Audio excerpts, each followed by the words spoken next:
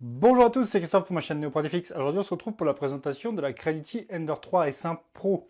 Alors, la Ender 3 S1 Pro, avant, on va parler vite fait de la Ender 3 S1. Je ne l'ai pas testé, mais j'ai regardé vite fait les caractéristiques et tout. Et qu'est-ce qui va justifier le fait de partir sur la S1 Pro plutôt que sur la S1 normale? D'abord, une petite parenthèse sur autre chose. Vous vous souvenez forcément de la Ender 3 normale, la toute première Ender 3 que Creality avait créée il y a quelques années de ça. On avait eu des versions, on va dire, modifiées de la Ender 3. On avait eu la Ender 3 V2 qui avait juste apporté une mise à jour de l'extrudeur et un écran sur le côté. Je crois qu'il n'était même pas tactile, je crois que c'était juste avec la molette. Alors, la Ender 3 S1 est une grosse mise à jour de la Ender 3 de base.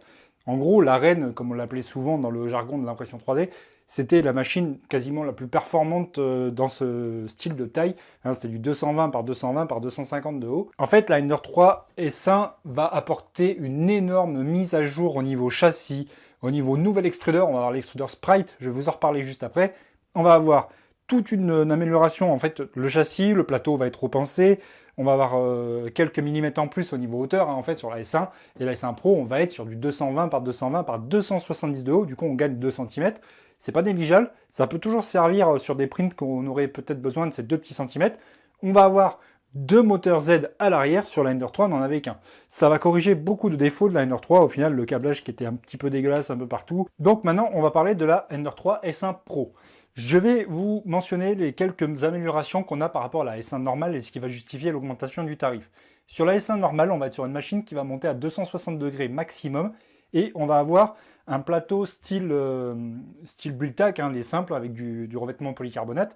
On va avoir un écran, mais pas tactile sur la S1 normale, on va avoir une espèce de molette. Vous savez, devant, là, sur ceux qui l'ont déjà vu, on a une petite molette, mais l'écran n'est pas tactile. Sur la S1 Pro, la dalle est full tactile, on va avoir plusieurs langues, on va avoir toutes les langues quasiment avec le français intégré. On va avoir un plateau PEI magnétique. Le PEI est vraiment efficace. Le grain est vraiment... En fait, vous savez, sur les PEI, vous avez deux côtés. Vous avez un côté lisse et un côté granuleux. Mais franchement, le côté granuleux sur cette machine-là a été un plaisir à utiliser puisque le grain est vraiment très très fin. Pas comme sur certains PEI où on a carrément l'impression d'avoir du sable, des grains.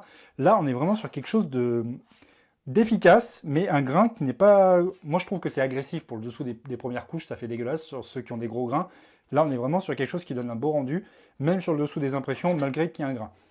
Ensuite, l'aimant va être hyper costaud et je pense qu'ils ont mis un aimant renforcé et une bonne matière, tout simplement pour justifier la capacité à la machine de monter jusqu'à 110 degrés au niveau de la chauffe du plateau. Donc, là, vous allez entendre, je vais poser le plateau. L'aimant est vraiment très costaud. On n'a pas de risque que le... En fait, sur certaines machines, on va avoir le PEI qui va avoir tendance à vouloir glisser. Vous savez, ça peut se déplacer comme ça si on le cogne ou quoi que ce soit. Sur celle-ci, quand vous l'avez posée, l'aimant ne bouge pas du tout. Et franchement, c'est un gage d'échec en moins sur une impression qui pourrait arriver sur des plateaux qui bougent.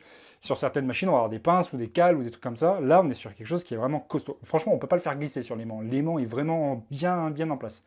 Ensuite, par rapport à la Ender 3 S1 normale. Alors, les tenseurs de courroie, en fait, sur la base en elle-même, hein, le châssis, les tenseurs de courroie, les petits carénages, là, les petits caches et tout, c'est exactement les mêmes que sur la S1 normale. La S1 Pro va avoir un châssis qui va être redessiné et qui est... Ça, c'est toujours du plastique. On va avoir le petit tiroir à l'avant pour mettre les outils.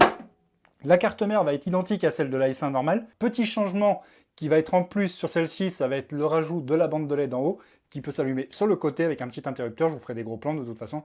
Là, la petite rampe de LED, ça peut être pratique franchement quand on veut surveiller ses prints ou quand on fait des timelapses ou des trucs comme ça. Ou même quand on fait des lives d'impression 3D, on met la caméra devant et au moins on a un éclairage, ça permet d'éteindre la lumière dans toute la maison. Par contre, petit point négatif sur cette rampe de LED, c'est pas vraiment un point négatif, mais je trouve qu'elle chauffe énormément. Vous mettez pas la main dessus au bout d'une heure parce que la rampe est vraiment très chaude. Alors du coup, vous pouvez l'éteindre quand vous partez vous coucher, si vous voulez vraiment éteindre la lampe de LED. Ça ne gênera pas comme ça. La machine est hyper silencieuse, on est sur des cartes mères équipées de TMC d'origine, qui sont vraiment efficaces. C'est pareil, la machine est très silencieuse. Par contre, on va toujours avoir le bruit de ventilation des extrudeurs. Ça, par contre, les machines, malheureusement, même si on a des cartes mères silencieuses, on a quand même des bruits de ventilation. On va avoir une poignée à l'avant qu'on n'a pas sur la S1 normale. Je trouve que c'est pas mal d'avoir cette poignée, parce que quand le plateau est brûlant, le PUI étant de l'acier, quand c'est à 110 degrés, l'acier, je vous garantis que vous pouvez vous brûler les mains.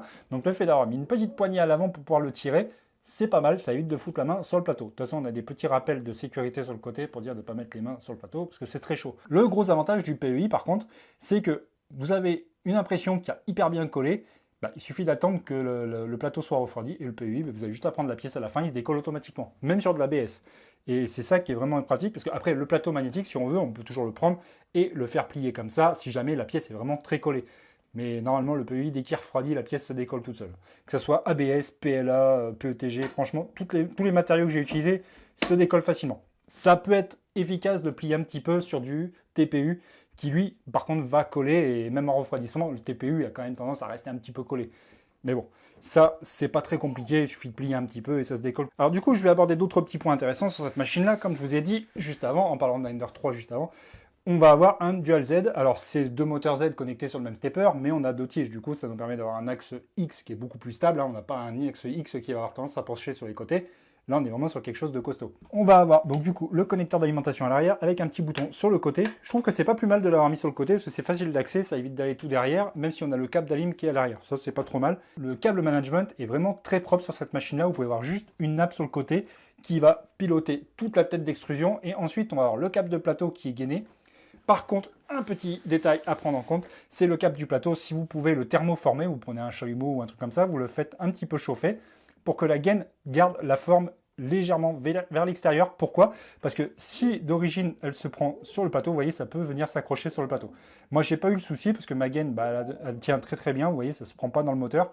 Mais si jamais votre gaine va se prendre sur le moteur, qu'elle est tordue trop d'origine, vous pouvez toujours la chauffer un petit peu pour qu'elle prenne une forme différente. Comme je vous disais, câble management hyper propre. On va avoir juste la gaine ici. Et ensuite, on va avoir le câble du plateau. C'est hyper simple, il n'y a rien qui traîne. On a juste les petits câbles ici qui rentrent dans le châssis, ça fait propre. Les câbles du moteur, ils rentrent directement à l'intérieur. C'est vraiment bien conçu. Ça fait pas dégueulasse, ça fait une belle machine qui peut aller dans un salon. Vous voyez, c'est une machine esthétique qui est pas très... Enfin, franchement, c'est une belle machine. Et moi, j'adore vraiment ce qu'ils ont fait sur le châssis. Je trouve que ça fait un petit peu futuriste avec l'écran. Le design global est vraiment bien réussi. Le support de bobine est quand même assez costaud. Et il est monté sur roulement. On a quelque chose qui fonctionne très bien, mais c'est pas un roulement qui va avoir tendance à tourner trop vite. Parce que s'il tourne trop vite, ce qui peut arriver, c'est que quand l'extrudeur vient tirer d'un coup, ça peut faire dérouler la bobine, et la bobine va mettre du filament partout. Là, on a quelque chose qui est quand même... Enfin, vous voyez, il y a un bon roulement, mais c'est pas vraiment un roulement qui va suivre comme des roues de roller. C'est vraiment un roulement qui va quand même être un petit peu freiné. Après, on va avoir le capteur de filament qui est ici, qui est hyper efficace, qui marche super bien, qui n'est pas trop dégueulasse au niveau du tube, parce qu'on va avoir certains capteurs de filament où on va avoir des clics-clics dedans qui vont avoir tendance à coincer le filament. Là, j'ai pas eu ce souci-là, le filament rentre super bien dedans, il est bien articulé et surtout, il tombe bien en face de la bobine. Après, le support de bobine, bah, c'est un truc en plastique, mais qui est quand même assez costaud. Qu'est-ce qu'on va avoir? Et là, ça va être le point le plus intéressant sur cette machine, ça va être l'extrudeur. On est sur l'extrudeur Sprite de chez Creality, qui a été entièrement designé par Creality. Mais par rapport à la version S1 normale, le sprite est différent. On va avoir un extrudeur sprite sur la S1, mais sur la S1 Pro, on va avoir un sprite avec full métal, mais partout. En gros, le cache, la petite gâchette et autres sur la S1 normale sont en plastique. Sur celle-ci, tout est en métal. Ce qui va justifier au final que le poids de la tête sur la S1 normale est un tout petit peu plus légère. Je crois qu'elle fait 240 grammes. Sur celle-ci, on va avoir une tête qui va faire 330 grammes. Rajoute 60 grammes, ça reste quand même léger. C'est un des meilleurs extrudeurs que j'ai testé. Et pourtant, j'ai testé le Dice de chez Dice Design. C'est un Dyson Pro, si je ne dis pas de bêtises. Et le Dyson Pro, c'est un extrudeur qui vaut quand même 400 € et qui était full metal aussi. Mais franchement, on arrive sur des têtes d'extrusion qui sont à moins de 90 € et qui sont hyper efficaces. Sur celle-ci, on va avoir un heat break full metal, revêtement titane. Contrairement à la S1 normale où on va avoir du tube PTFE à l'intérieur, c'est là aussi où on va justifier le fait qu'on puisse monter à 300 degrés sur celle-ci, ce qu'on ne pouvait pas faire sur la S1 normale. Plateau PEI qui monte jusqu'à 110 contre 100 degrés sur la normale. La tête qui monte jusqu'à 300 degrés, full metal, qui permet de faire de l'ABS, du polycarbonate. On peut passer beaucoup de matériaux assez costauds quand même. Creality a également pensé à créer des buses en acier qui sont prévus pour cette tête-là. Vous pouvez les trouver sur des boutiques genre AliExpress et autres. Même sur la boutique officielle Creality, normalement, vous pouvez les trouver. C'est des buses qui ont été redessinées et qui sont un peu plus qualitatives que de la buse MK8 ou des trucs comme ça. Là, on va avoir une buse avec un... En fait, c'est du laiton, mais de meilleure qualité. On sent que la buse est quand même un peu plus qualitative qu'une MK8. C'est bien usiné, c'est vraiment propre. La buse full metal, je ne l'ai pas encore eue, mais je vais la tester parce que ça va me permettre de passer du filament abrasif. C'est le carbone, sur cette tête-là. Et comme on a une tête full métal, c'est un gage de qualité qui va faire en sorte que du coup, on va réussir nos prints. Donc ensuite, sur cette tête Sprite, on va avoir le CR Touch de Creality. Alors c'est comme un BL Touch, sauf que celui-ci a un système avec une petite patte en métal. C'est pas une petite tête en plastique. Il y avait eu des BL Touch où il y avait des petites pattes en métal. Il y en a certains qui vont dire ouais, mais si ça se prend dans la pièce, ça va l'arracher et tout. Déjà, si le BL Touch se prend dans la pièce, c'est que votre truc est mal réglé. Enfin, ça va pas à se prendre dans une pièce, de toute façon, ça remonte, donc c'est pas censé se prendre dans une pièce. Donc, cette petite patte va avoir une espèce de cinématique que j'aime bien. Sur le BL Touch, quand la petite tête sort, en fait, ça va venir palper et ça va remonter automatiquement dans la tête. Celle-ci ne fait pas pareil. Elle fait une espèce d'effet ressort, elle redescend, mais c'est vraiment marrant à voir comme truc. Je vous montrerai de toute façon quand on va faire le calibrage. J'ai bien aimé. En plus, il fait pas de bruit, ce petit CR Touch là. Il est silencieux. Le petit bruit de clic-clic comme sur les BL Touch, il le fait pas. Maintenant, on va regarder s'il y a des points négatifs sur cet Ender 3 S1 Pro. Alors pour moi, les points négatifs, j'en ai pratiquement pas trouvé, si ce n'est les moteurs chauffent énormément et je pense que c'est parce que les cartes mères sont réglées assez haut en VRF. Après, ils ont mis des petits autocollants attention chaud sur tous les moteurs et je vous garantis que le moteur Y, quand elle imprime, il est quand même assez chaud. Après, s'ils estiment que c'est censé être réglé comme ça, je pars du principe que je vais pas modifier la machine, je la garde telle quelle. J'ai pas réglé les VRF, que c'est une machine qu'on est censé utiliser directement sortie du carton, montée. C'est vraiment une machine qu'on va utiliser tout de suite, sans bidouiller ni quoi que ce soit. Donc s'ils estiment que les moteurs sont censés chauffer, je n'y touche pas, je laisse comme ça. Si un jour, par contre, on a un souci sur un des moteurs à cause qu'il a trop chauffé, ça sera à prendre en cause pour Creality et non pas pour l'utilisateur final, puisque les moteurs seront réglés trop chauds de base. Donc si jamais un jour vous avez un souci sur un moteur et que c'est à cause d'une surchauffe, ça, c'est à faire passer directement dans la garantie parce que c'est Creality qui sera en cause. Voilà. Je vous dis juste que c'est parce que moi, je trouve le ressenti que les moteurs chauffent énormément. Ce que je vais faire maintenant, c'est que juste avant le montage, je vais vous présenter le contenu du sachet qui est livré avec la Ender 3 S1 Pro. Et franchement, le sachet est vraiment complet. Il est vraiment très très complet. Et surtout, il y a une page à ne pas perdre. C'est une fiche qui est fournie avec la machine qui va vous donner tous les réglages en fonction des matériaux que vous allez utiliser. Et ce que j'ai fait, c'est que j'ai suivi à la lettre ce qu'il nous donne comme réglage. On va avoir des réglages, par exemple, de rétraction qui sont à 0,8 pour du PLA, 0,8 mm sur un direct drive. Et je vous garantis que leurs réglages sont au poil. Il n'y a pas de strigging, il y a des qualités d'impression qui sont respectées. Et franchement, ils nous donnent vraiment des réglages pour tout. On a le TPU, on a l'ABS, le PETG, le carbone, on a l'ASA, on a vraiment tous les réglages avec les températures, les vitesses de ventilation, les vitesses d'impression recommandées, la rétraction, la distance de rétraction, et on va avoir vraiment tous les paramètres. Même si on veut utiliser un caisson chauffé à côté pour le filament, ils nous disent oui, non, pour vraiment tous les matériaux avec cette tête. Et franchement, les réglages sont au top. Je vous garantis de ne pas perdre cette feuille. Après, ils nous disent de l'utiliser pour le leveling. Je vous le déconseille parce que le leveling, ça va esquinter cette feuille-là, donc utilisez un post-it à part pour faire le leveling. Ensuite, on va avoir une clé USB avec un lecteur de carte de grande SD. Tout simplement parce qu'à l'avant, nous avons un grand port de carte SD. C'est pas de la micro SD. Je trouve que c'est bien d'avoir des grandes cartes SD parce que c'est beaucoup plus facile à utiliser, à manipuler. On les perd moins qu'une micro SD.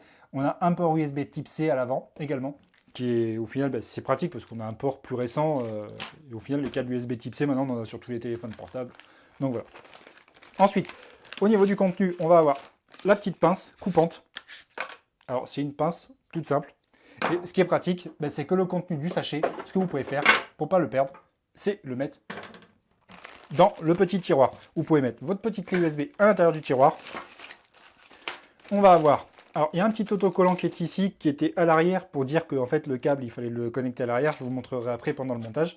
On va avoir des petits outils, c'est-à-dire des clés BTR, des petits tournevis, des petites clés plates pour régler les excentriques, démonter les bus s'il y a besoin.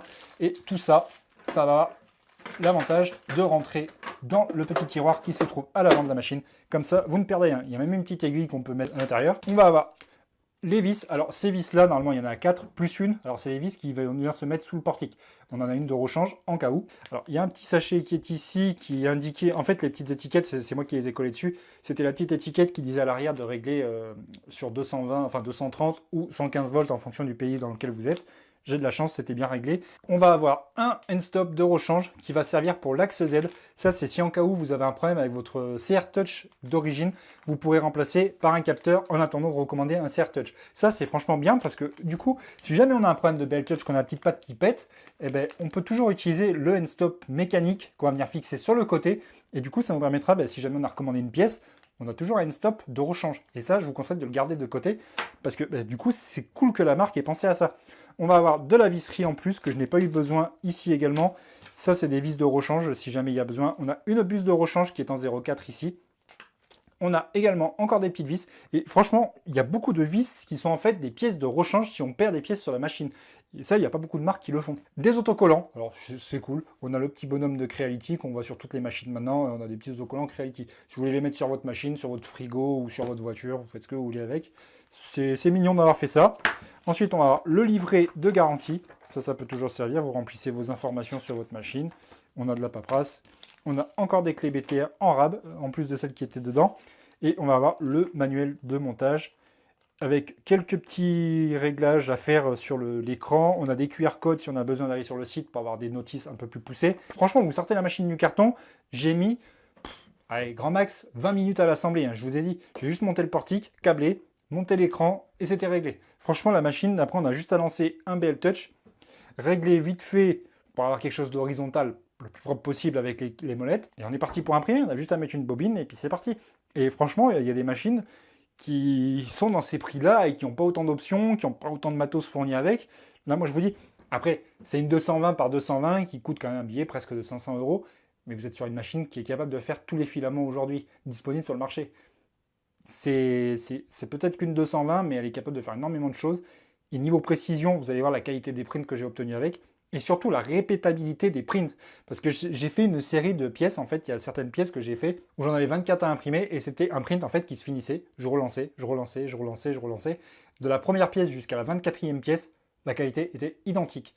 Ça, il y a certaines machines où on ne peut pas faire des pièces en série parce que les réglages vont se dégrader, la machine va avoir de tendance à faire de la connerie, du bouchage, des trucs comme ça. Sur celle-ci, je n'ai jamais eu aucun bouchage. J'ai passé tout type de matériaux en utilisant du filament de nettoyage entre chaque changement pour avoir une buse le plus propre possible. La machine, nickel, elle bosse super bien et ça vaut le coup, franchement, de mettre le billet supplémentaire pour avoir une machine de ces gammes-là. Voilà. Donc maintenant, ce que je vais faire, c'est que je vais pousser tout ça. On va passer au montage. Quand on va recevoir la machine, vous allez avoir le châssis quasiment assemblé à la base. On va avoir le portique qui est quasiment tout assemblé également, les supports avec les roulettes, le carrillage du X, tout, la rampe de LED, les tiges, tout est déjà assemblé, pré-câblé. On va juste avoir un tout petit câble ici qui va servir pour le moteur Z qui sera à l'arrière, mais je vais vous montrer. Qui va venir se fixer sur le côté de la box ici, parce qu'en fait sur la boîte, on va avoir des petits connecteurs. Il faudra juste connecter certaines parties, je vais vous montrer en gros plan. On va avoir le support de bobine avec le capteur de filament. On va avoir besoin d'un petit jeu de clés. Alors moi les clés, je m'en suis servi que de 2. Les autres, j'en ai pas eu besoin pour le montage. On va avoir les 4 vis pour le châssis. On va avoir 3 petites vis pour fixer l'extrudeur qui est ici. Du coup, le support d'écran qui est vraiment pratique, c'est qu'en fait, on vient clipser l'écran dessus.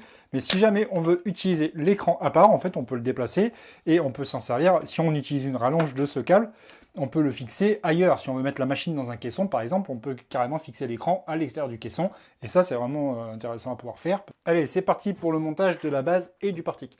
Donc, on aura besoin de la grosse clé BTR. C'est la plus grosse qui est dans le sachet. Et ensuite, on aura besoin des 4 vis noires. Et ce qu'il va falloir faire, en fait, c'est placer le châssis directement dans les petits trous prévus à cet effet sur le carénage et vous mettre sur un côté de table.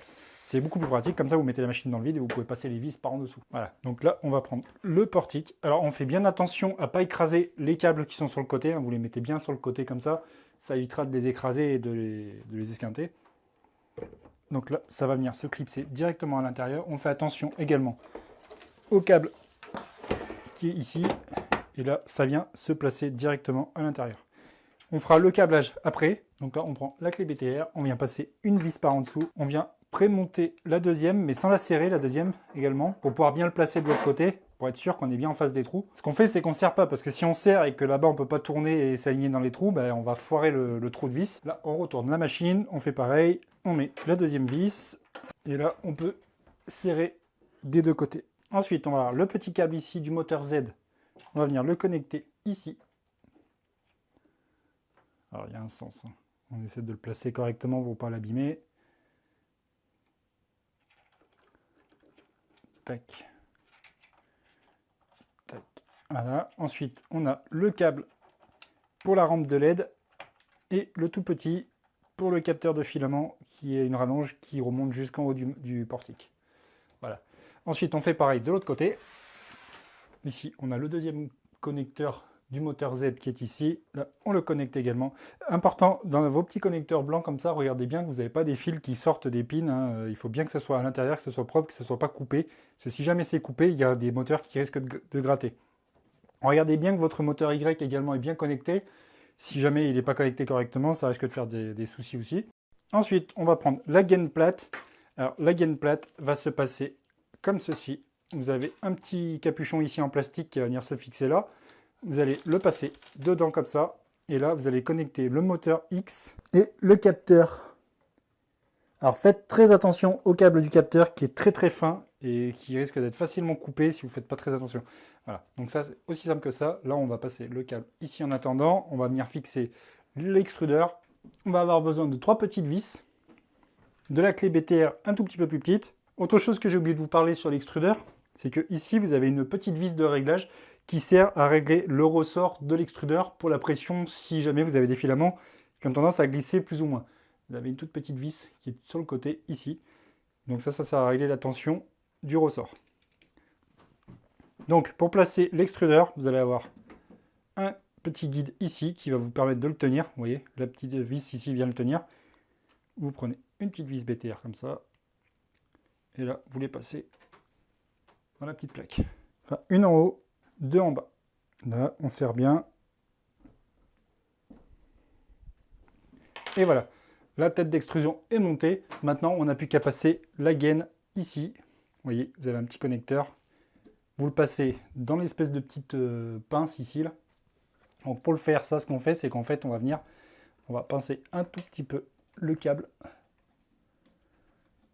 On va passer un tout petit peu le câble. On va le tirer. On écarte les petites mâchoires qui vont tenir le connecteur. On en fiche correctement dedans. Et voilà. Allez, c'est parti pour fixer le support d'écran. Donc on a 3 trous sur la plaque qu'on va aligner sur les 3 trous qui sont ici. On va utiliser les grandes vis comme celle-ci. Donc là, on la passe à l'intérieur de la pièce en plastique. On vient la passer à l'intérieur. On fait très attention à ne pas pincer le câble. Donc le câble, il passe en dessous du châssis. On ne serre pas tout de suite pour pouvoir aligner les autres vis. Voilà. Et la dernière. Maintenant, on prend l'écran. On a le connecteur qui est ici. Tac. Là, on a un petit guide qu'on vient placer comme ça. Et là, on prend l'écran. On le place sur son support. Et tac. Donc, pour le support de bobine, c'est pas compliqué. On a un sens. On a des petits rebords ici avec 2 petits plats qui vont venir s'enclencher dans le profilet directement en haut. Donc, on les prend. On vient clipser ici, comme ça. Et là, on fait ça. Et voilà, le support de bobine est enclenché. On fait attention à ne pas pincer la courroie à l'arrière. Là, on n'a plus qu'à connecter le capteur de filament. Et voilà, Ender 3 S1 Pro, terminé d'assemblée. C'est aussi simple que ça. Ça m'a pris pas grand chose comme niveau temps. De toute façon, on l'a fait en temps réel. Donc là, ce qu'on va faire, c'est que maintenant, on va brancher la machine. Je vais vous présenter l'écran. On va faire un calibrage et je vous présenterai les objets terminés. Allez, c'est parti pour la présentation de l'écran de la S1 Pro. Du coup, on arrive sur l'interface de base. Alors, d'origine, l'écran est en anglais. Ce que vous pouvez faire, c'est aller dans Settings, Langage, et vous mettre en français. C'est vraiment plus pratique, du coup, si vous ne comprenez pas très bien l'anglais. Ça peut être quelque chose de plus qui peut être intéressant pour vous. Alors, ensuite, on va avoir donc l'écran d'accueil avec les températures ici. Donc là, ça, on ne peut pas cliquer, ce n'est pas des boutons. Par contre, c'est ici que s'affichera après un grand panneau avec l'impression qui est en cours. Donc après, on va avoir le bouton Imprimer, avec vos fichiers qui seront disponibles sur la carte SD que vous pourrez sélectionner ici. Ensuite, on va avoir le bouton Prêt. Alors, le bouton Prêt, c'est pour les axes. On va faire des Home X, Y ici. Et on va faire ici après le Home du Z.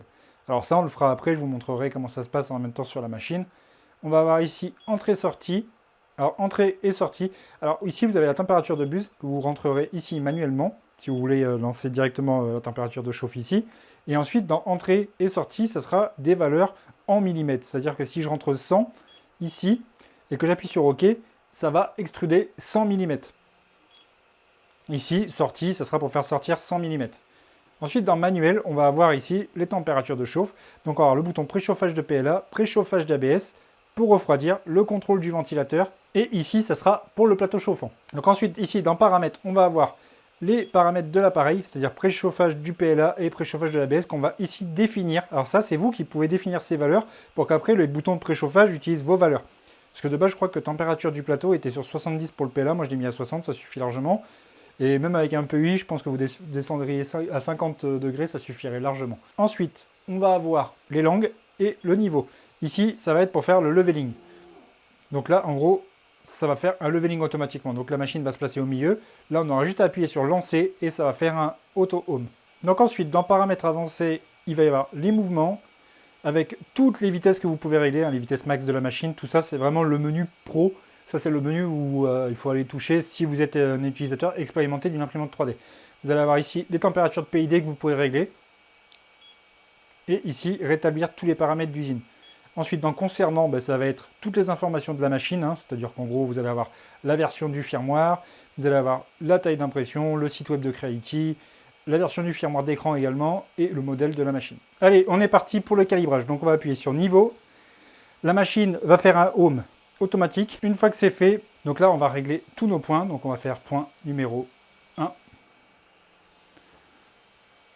Voilà, donc on prend un post-it.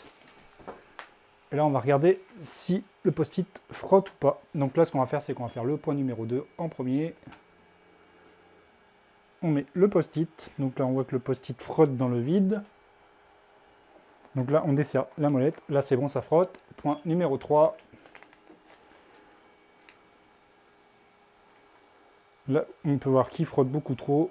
Donc là, je resserre un peu la molette. Là. Point numéro 4. Tac. Là, ça frotte beaucoup trop. Là, c'est pas mal. Point numéro 5. Là, ça frotte un peu trop aussi. Point numéro 1, on va revenir.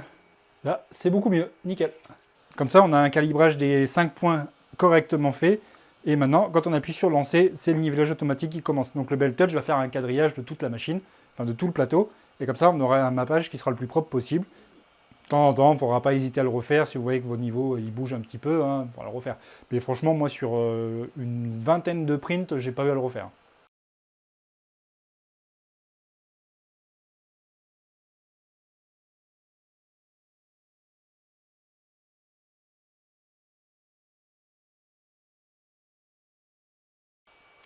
Voilà, donc le nivellage automatique est terminé. J'ai oublié de vous donner un petit détail, c'est que dans la partie où on a les 4 points, enfin les 5 points à faire, le point numéro 1, il faudra régler votre Z offset. En fait, ça, c'est la position de la tétine du BL Touch par rapport à la buse. C'est-à-dire qu'en gros, le CR Touch va capter et lui, il faudra régler la hauteur de la buse par rapport au plateau. Donc moi, c'est sur 3,40. Une fois que ça, c'est fait, on est bon, on n'a plus qu'à lancer un print. Donc là, ce que je vais faire, c'est que maintenant, je vais vous mettre la vision thermique du plateau chauffant qui monte jusqu'à 110 degrés pour vous montrer à peu près l'efficacité du plateau.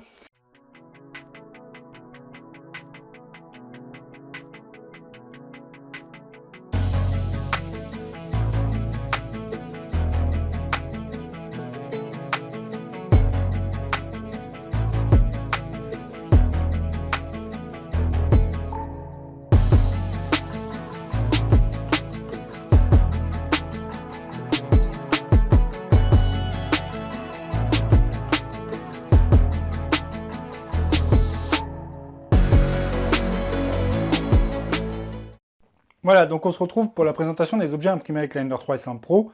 Il y a différents matériaux, donc il y a du TPU, il y a de l'ABS et du PLA+. J'ai pas fait de PETG, parce qu'au final, le PETG, je suis pas trop fan de ce matériau, même si j'avais fait quelque chose en PETG, j'avais fait le petit truc bleu là. Ça, c'était un des fichiers qui était sur la carte SD d'origine, et en fait, sur la carte SD, ils nous filaient des STL, mais aussi des G-codes. Du coup, moi, ce que j'ai fait, c'est qu'en fait, j'ai utilisé leur petit STL, là, et je l'ai fait en PETG. Donc le bleu, là, ouais, c'était du PETG qui me restait. Et au final, c'est très bien sorti, mais c'est vraiment le seul truc que j'ai fait en PETG.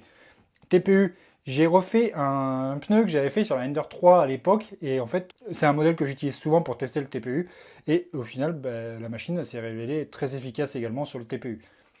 Ensuite, en orange, vous pouvez voir qu'ici, j'ai fait un gros plan pour vous montrer à quoi il ressemble. J'ai eu juste un petit souci en dessous du menton, mais ça c'est de ma faute, c'est parce qu'en fait j'avais oublié de réactiver les supports entre deux prints, et du coup le menton il s'est fait dans le vide. Mais au final, le menton s'est fait dans le vide, et c'est là où j'ai vu que la ventilation fonctionnait très bien, c'est qu'elle a réussi à quand même continuer l'impression, malgré que le menton était dans le vide, elle a réussi à faire une crêpe, et à repartir pour faire le reste de la tête. Et c'est là où je me dis que certaines imprimantes auraient planté, elles auraient carrément tout coulé dans le vide. Elle, la ventilation fonctionne vraiment très bien parce qu'elle a réussi à rattraper le défaut. Après, j'aurais juste à passer un petit coup de stylo 3D sous le menton et puis je le poncerai. Après, un print comme ça, en une nuit, c'est fait, quoi. Mais franchement, la Ender 3S1 Pro, au niveau qualité, elle m'a fait quelque chose de nickel. J'ai ensuite fait alors, deux petits prints de test. Alors, il y en a un qui est fait en PLA Galaxy Duanao et celui-ci est fait en ABS. Je les ai fait exprès pour comparer. Et franchement, le rendu de l'ABS sur cette bécane, il est vraiment nickel. J'ai fait ces deux grosses pièces qui sont en ABS. Ça m'a permis de vérifier si la machine allait faire du warping avec le plateau en PEI. Le PEI, la pièce, elle s'est imprimée comme ça. C'est resté collé pendant tout le long du print, ça n'est pas décollé. J'ai pas mis de lac, hein, j'ai rien mis du tout, directement sur le PEI à 110 degrés. Et ça s'est imprimé nickel. Franchement, les deux pièces sont sorties parfaites. Là, j'ai vraiment été satisfait. Alors par contre, j'avais pas mis le côté granuleux, j'avais mis le côté lisse pour l'ABS. C'est pour ça que du coup, j'ai un espèce d'effet un peu brillant, comme si c'était du verre dessous, mais franchement, c'est super propre. J'ai fait également un dragon articulé, sans support, sans rien du tout, hein, c'est imprimé comme ça. J'ai quasiment pas de stringing, j'ai rien du tout. Il y a quelques toutes petites filoches, mais c'est vraiment minime. Et les filoches, au final, c'est pas dû à l'imprimante, c'est parce qu'en fait, ce dragon-là, j'ai fait, je vous mettrai sur le côté, j'ai fait un timelapse avec la caméra de chez Mintion, la Beagle, que je vous présente dans pas très longtemps pour vous montrer comment ça fonctionne, qui m'a permis de faire un timelapse. Et en fait, c'est elle qui m'a généré les stringing, parce qu'elle utilise ses propres paramètres de rétraction quand elle vient sur le côté et qu'elle revient et qu'elle refait la capture. Donc en gros, ça vient pas de l'imprimante, mais ça venait juste du timelapse qui m'a fait des petits stringing. C'est vraiment minime. Hein. Et du coup, le dragon est sorti nickel. Ça s'est décollé tout seul du PEI et l'articulation est parfaite. Est parfaite, franchement. Ensuite, j'ai fait une série de pièces identiques. Alors ça, c'est des pièces qui sont pour mon BB8. C'est du PLA+, de chez Eason. Et j'ai utilisé les paramètres qu'ils donnent sur leur petite fiche que je vous ai montré au début de la vidéo. J'ai utilisé exactement les mêmes paramètres pour chaque matériau. Donc pour l'ABS, j'ai utilisé le 0,8 en rétraction. J'ai fait la chauffe comme il disait également dans la notice. Franchement, j'ai suivi à la lettre tout ce qu'il disait en fonction du matériau utilisé. Et ça m'a fait des prints, mais vraiment nickel. J'ai fait toute cette série de pièces. J'ai fait toutes ces pièces. Alors, c'est des pièces que j'ai fait en une fois. Parce que c'est des pièces qui prennent tout le plateau, mais en diagonale en fait. Là, les pièces, elles prennent toute la diagonale, je ne pouvais pas en caser plus. Dès que la pièce était finie, je devais en relancer une autre, ainsi de suite. J'ai fait ça pour 1, 2, 3, 4, 5, 6, 7, 8, 9, 10, 11, 12. J'ai fait ça pour 12 pièces et il y en a 12 qui sont déjà sur le BB8, du coup ça fait que j'en ai fait 24. J'ai fait une série de 24 fois ces pièces-là. C'est des pièces qui prenaient à peu près 4 heures d'impression. Parce que la machine, je l'ai poussée à 80 mm par seconde pour ces pièces-là. Et même à 80 mm par seconde, elle m'a respecté les cotes. Les trous sont bien usinés. Et normalement, ces pièces-là sont des pièces qui viennent s'emboîter l'une dans l'autre. Alors par contre, voilà. Tac. Ça, c'est des pièces qui viennent s'emboîter l'une dans l'autre. Et c'est là où on peut voir que la machine est capable de respecter les cotes. Parce que les pièces s'emboîtent parfaitement. Et du coup, c'est nickel pour ce que j'ai demandé, quoi. C'est pour moi, dans cette gamme-là et dans cette taille-là, c'est pour moi la meilleure machine. Il n'y a pas mieux, avec toutes ces options et la capacité de print qu'elle est capable de faire, niveau des impressions, niveau des matériaux qu'elle est capable d'encaisser. Je pense qu'on ne peut pas faire mieux que ce qu'il y a déjà là en fait. On a quasiment le meilleur extrudeur du marché, parce que pour moi, j'ai testé le Dice comme je vous disais, le Dice pour moi c'était le haut de gamme. Là, on est franchement pas loin d'un Dice, hein, pour un truc qui coûte 90 balles. Cet extrudeur, il est vraiment nickel. La machine, vous avez vu, j'ai mis la caméra thermique, en 6 minutes, j'ai obtenu 110 degrés au milieu du plateau. Après, sur les côtés, on a un petit delta de à peu près 5-6 degrés. Là, sur la vision thermique, vous verrez qu'on est à peu près à 100 degrés. En attendant 10 minutes, en gros, vous partez faire un café, quelque chose, vous revenez, au bout de 10 minutes, votre plateau, il est à 110 partout. C'est vraiment régulier. Et comme je vous ai dit, il n'y a pas eu warping, les pièces sont restées collées jusqu'à la fin de l'impression. C'est une fois que le PEI s'est refroidi que la pièce, j'ai même pas eu besoin de la tirer ou quoi que ce soit, elle était décollée toute seule. Mais j'ai pas eu de warping, la surface est vraiment nickel partout, quoi. Sur de l'ABS, hein. Donc, qu'est-ce que j'aurais à redire comme point négatif sur la machine pour moi? Le point négatif, alors, un des points négatifs, qui n'est pas vraiment un point négatif, mais quand même, c'est le bip de l'écran. Quand on appuie sur les boutons, on ne peut pas le désactiver. Ça, par contre, je trouve ça un peu con. Ils auraient pu mettre ça. Ensuite, ce que j'aurais bien vu sur cet écran, c'est un truc qui est à la mode maintenant, c'est d'avoir la prévisualisation du STL sur l'écran. Ça aurait été cool de pouvoir intégrer ça sur la machine, plutôt que de mettre un espèce de rond avec le pourcentage. C'est esthétique, mais ça ne sert pas à grand-chose. Autre chose que j'aurais bien aimé avoir sur cette machine, c'est le Wi-Fi, comme on a sur la CR10 Smart Pro. Dans la CR Smart Pro, c'est la même que celle-ci, mais en 30 par 30, et avec les capacités vraiment poussées au maximum. Par contre, elle vaut 800 et quelques euros, mais du coup, elle a le Wi-Fi. En fait, elle a toute la Creality Box qui est intégrée dans la machine, Et du coup, on a une caméra qui peut se brancher à l'extérieur. Bon, moi, j'utilise la Mintion, hein, mais on peut utiliser une caméra directement sur la CR Smart. Sur celle-ci, ils n'ont pas mis l'option, mais franchement, pour le tarif, ils auraient peut-être pu l'implémenter, je pense. Après, c'est peut-être la taille du caisson qui ne permettait pas de le rentrer. Dans la 30, on peut rentrer tout l'équipement dedans. Ensuite, qu'est-ce que je vais avoir d'autre comme point négatif? Alors, c'est pas vraiment un point négatif, c'est quelque chose que je ne vous ai pas montré d'ailleurs pendant la chauffe, pendant l'allumage de la machine. C'est l'éclairage de la petite bande de LED en haut. Alors, ça fonctionne nickel, hein, la bande de LED, elle est parfaite, ça éclaire vraiment bien. Par contre, comme je vous ai dit en début de vidéo, la rampe de LED, là, elle est froide, mais au bout de à peu près 1 heure d'impression, le truc là, il devient brûlant. Et franchement, quand je fais des timelapses et des trucs comme ça, je l'éteins et je mets une lampe à côté parce que ça chauffe, quoi. Ça chauffe vraiment fort et je sais pas si par rapport à la longévité du truc, je pense que c'est plutôt une lampe qu'il faut allumer de temps en temps pour regarder où quand ça va sur vos prints. Et quand vous n'utilisez pas la machine, quand vous n'êtes pas devant la bécane, vous l'éteignez. Le laissez pas allumer parce que ça devient vraiment chaud. Et j'espère qu'avec le temps, ça ne déformera pas la baguette qui est en haut. Ça, c'est le seul point vraiment négatif que j'aurais à redire sur ce côté-là, par contre. Après, bah, au niveau du câblage, bon, c'est propre. Il faut espérer que dans le temps, la nappe tienne le coup. Mais après, c'est pas une nappe plate qui est à l'intérieur, hein. C'est juste qu'ils ont gainé et en fait, c'est des fils qui passent à l'intérieur. J'espère juste que ça, à force, ça va pas le couper. Ça, c'est vraiment le petit point que j'aurais à redire. Après, il n'y a rien de spécial à dire sur la Ender 3 S1 Pro, si ce n'est que bah, la machine est au top, hein. Elle a vraiment toutes les options. On a un écran tactile, on a des tenseurs de courroie, on a un extrudeur full metal direct drive qui est hyper efficace, qui est rapide. On a une rampe de LED, on a un tiroir pour mettre les outils à l'avant. Non, franchement, la machine, elle est parfaite. Elle est parfaite. Ça vaut son coup. Et franchement, je remercie Geekbuying du coup de m'avoir fourni la machine, de m'avoir permis de la tester. C'est pour moi vraiment un outil efficace qui va vous permettre de faire beaucoup de choses. Durable, hein, c'est-à-dire qu'en gros, vous allez pouvoir faire une série de prints de la même qualité du début à la fin de la série que vous avez eu demandé. J'ai vraiment... Vous voyez, j'ai juste purgé entre chaque truc, hein. J'ai passé du filament de nettoyage que j'utilise depuis pas mal d'années. Je le commande chez Maker Shop et en fait c'est du Smart Fill Clean que ça s'appelle. C'est un filament de nettoyage. En fait, vous faites chauffer la buse 10 degrés au-dessus du filament que vous avez utilisé juste avant. Si c'est de l'ABS par exemple, vous mettez le truc à 260, vous mettez le filament de nettoyage, vous le poussez un petit peu, vous en retirez un bout. Dès qu'il sort blanc, c'est que votre buse elle est nettoyée. Ensuite, vous pouvez passer un autre matériau, du PLA, du PETG. Moi, une dernière chose que j'aurais tendance à vouloir faire, ce serait mettre des buses acier renforcées. Si jamais on veut faire du carbone, on veut faire du bois ou des matériaux un peu plus abrasifs. Donc j'ai rien de plus à dire sur cette machine, je vais vous laisser avec un gros plan des objets imprimés à la fin. Merci à toutes les personnes qui me suivent, qui s'abonnent à la chaîne, on est de plus en plus nombreux, on va pas tarder à franchir le cap des 11 000 abonnés. Et tout ça, c'est grâce à vous hein, que je peux tester des machines. Les projets que j'ai prévus derrière, BB8, tout ça, ça arrive, hein. J'ai pas mal de pièces en cours. J'ai la CNC à vous présenter, j'ai beaucoup de laser aussi à vous présenter. Par exemple, le logo que j'ai fait ici avec l'éclairage et tout, j'en ai fait deux. J'en ai fait un en bois et celui-ci, qui est aussi en bois, mais c'est du bois peint. Et ça m'a permis de faire des logos. Et du coup, j'ai fait ça sur des lasers 10 watts qui vont, je pense, vous intéresser beaucoup si vous êtes un maker et que vous avez besoin d'outils divers, hein, genre de l'impression 3D, du laser, de la CNC. Projet CNC, je vous le présenterai aussi très bientôt. Voilà. Donc, je vous dis à bientôt sur ma chaîne. C'était Christophe pour NeoPodFX. Salut!